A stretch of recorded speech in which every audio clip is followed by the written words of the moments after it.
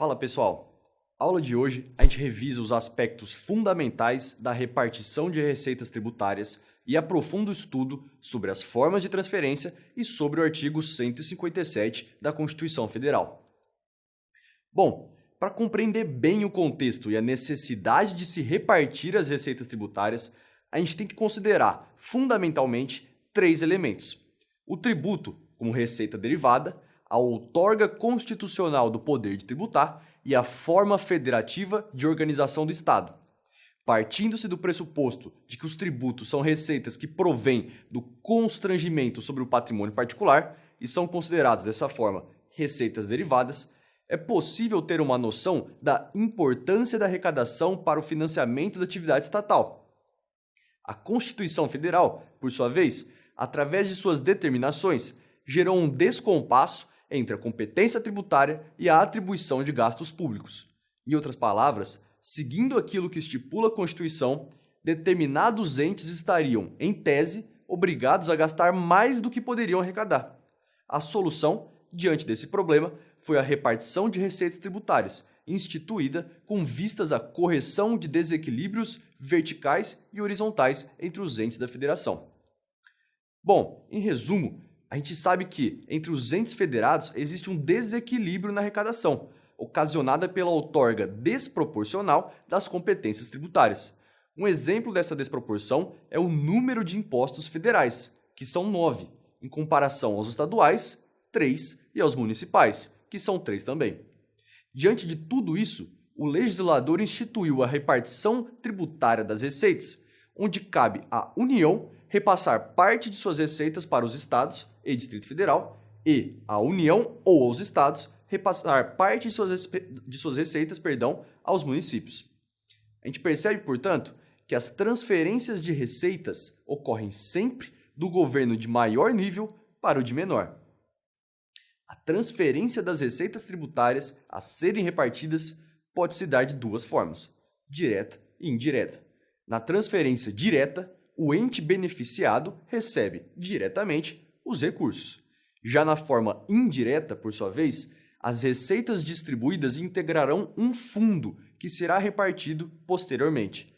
Na transferência indireta, portanto, a gente percebe a atuação de um intermediário, nesse caso, um fundo público especial. Nesse ponto, é importante destacar que os tributos vinculados a uma atuação estatal específica e divisível, ou seja, as taxas, não estão sujeitos à repartição de suas receitas, em decorrência lógica do próprio sistema tributário. Isso porque, se a receita proveniente da arrecadação desses tributos deve custear uma atividade específica do Estado, na forma de uma contraprestação a essa atividade estatal, não faz sentido nenhum repartir essa receita. Seguindo essa mesma linha de raciocínio, a gente sabe que as receitas oriundas dos empréstimos compulsórios também não podem ser objeto de repartição, já que serão aplicadas integralmente para atender aos fins que justificam sua instituição e cobrança. Bom, a seção que trata da repartição de receitas tributárias na Constituição Federal está inserida no capítulo do Sistema Tributário Nacional e abrange os artigos 157 a 161. A repartição de receitas segue uma máxima essencial: a repartição não altera e não influencia sob nenhuma hipótese a competência tributária.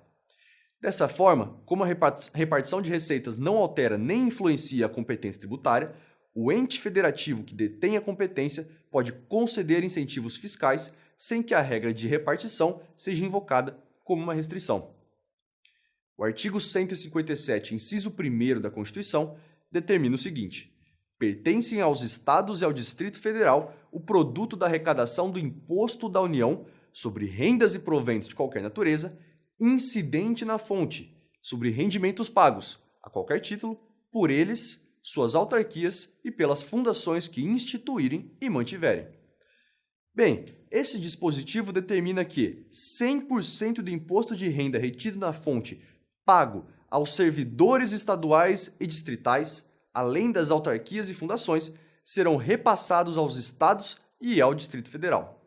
Segundo este inciso 1º do artigo 157, a União se vê obrigada a repassar aos estados e ao Distrito Federal a totalidade da receita relativa ao imposto sobre a renda e proventos de qualquer natureza incidente na fonte, sobre rendimentos pagos por estes mesmos estados e Distrito Federal, suas autarquias e fundações. Aqui, como a lei atribui a responsabilidade tributária para a fonte pagadora, que por sua vez se vê obrigada a reter o imposto de renda, não haverá necessidade da União repassar de fato as receitas tributárias retidas.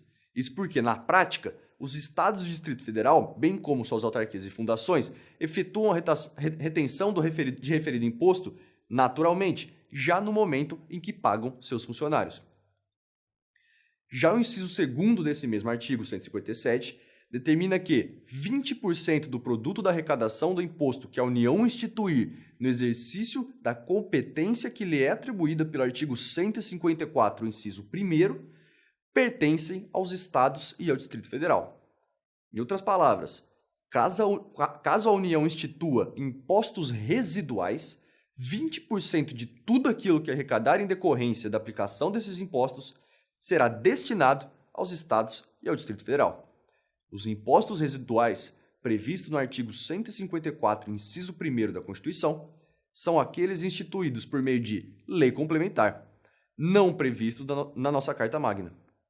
Para que sejam instituídos, os impostos residuais devem ser não cumulativos e não devem ter fato gerador ou base de cálculo próprio dos tributos discriminados na Constituição.